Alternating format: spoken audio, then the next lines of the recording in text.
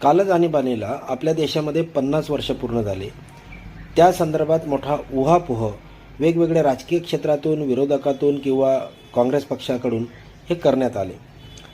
आणीबाणीचा जो काळ होता जवळपास 21 महिन्यांचा होता आणि आणीबाणी ही वाईटच होती. या संदर्भात एक गोष्ट खरंच आपल्याला मानावं लागेल की राहुल गांधी जे काँग्रेस पक्षाचे नेते आहेत, गांधी घराण्यातले कुटुंबातले प्रमुख आहेत, त्या व्यक्तीने जगाच्या समोर येऊन की आणीबाणी ही आमची चूक होती हे मान्य करणं राजकारणामध्ये ही फार मोठी गोष्ट आहे. मला तरी आठवत नाही की एखाद्या राजकीय पक्षाने कोणत्या चुकीच्या निर्णयासाठी आजपर्यंत माफी मागितलेली असावी.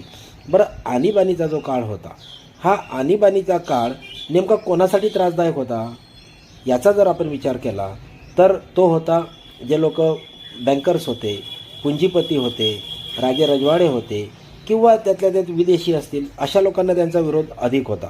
अरे, इंदिरा गांधीजींच्या काळामध्ये त्या एक दमदार लेडी म्हणून, आयर्न लेडी म्हणून पुढे आल्या.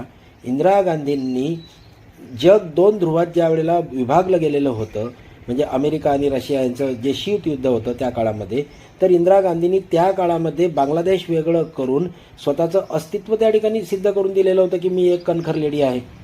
आणि हे 2 पोल असताना महाशक्ती, तेव्हा आपला देश हा महाशक्ती आहे हे जाणवायला लागलेलं होतं. ही महत्त्वाची गोष्ट आहे. मग आणीबाणीच्या काळात सर्वसामान्य लोकांचा काही विरोध होता का? अरे, त्या काळात टी व्ही आल्या.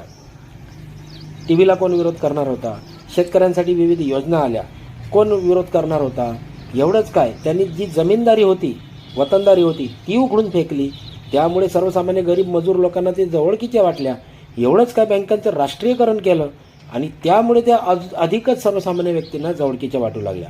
विशेष म्हणजे त्यातल्या त्यात तत्कालीन काळामध्ये इंदिरा गांधी ह्या म्हणजे 75 ते 77 असा जो 21 महिन्याचा काळ होता, त्यानंतर ज्या निवडणुका झाल्या त्या निवडणुकांमध्ये 353 खासदार इंदिरा गांधी यांचे निवडून आलेले होते. हे त्रिकालाबाधित सत्य आहे. याचा अर्थ असा आहे की इंदिरा गांधींचा विरोध हा सर्वसामान्यांनी केला नाही.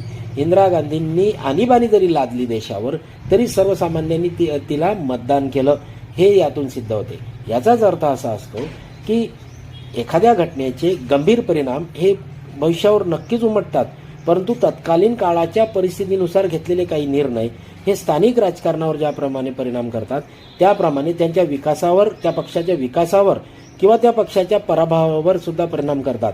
पण आणीबाणीनंतर इंदिरा गांधी यांचं नेतृत्व अजून उजळून निघालं 353 खासदारांनी, हे तुम्ही नाकारू शकत नाही.